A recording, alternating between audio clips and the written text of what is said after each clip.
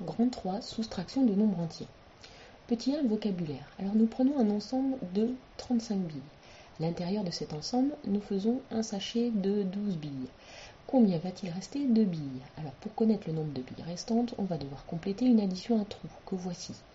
Donc combien plus 12 est égal à 35? Pour trouver le nombre cherché, nous allons effectuer ce qu'on appelle une soustraction que vous avez ici, donc 35 moins 12. Alors 35 moins 12, ça fait 23.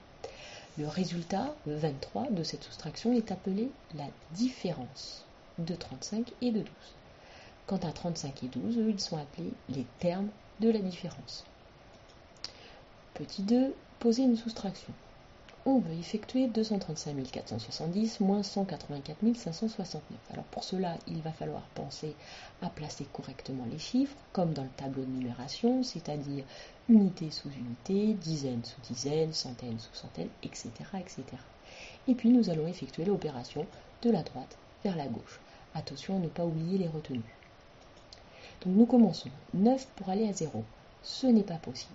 Donc on va rajouter une dizaine au premier terme et une dizaine au deuxième terme. Ça nous donne 10 et 6 plus 1, 7. Ensuite, 9 pour aller à 10. Maintenant c'est possible, ça fait 1. 7 pour aller à 7, 0. 5 pour aller à 4, impossible. On fait le même processus, une dizaine en haut, une dizaine en bas. 5 pour aller à 14, ça fait donc 9. 5 pour aller à 5, 0.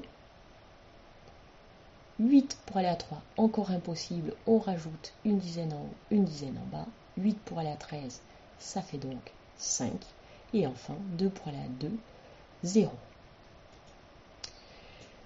Donc maintenant qu'on a effectué notre soustraction, on peut vérifier en faisant une addition. On sait que le deuxième terme plus le résultat doit donner le premier terme. Donc nous faisons 50 901 plus les 184 569.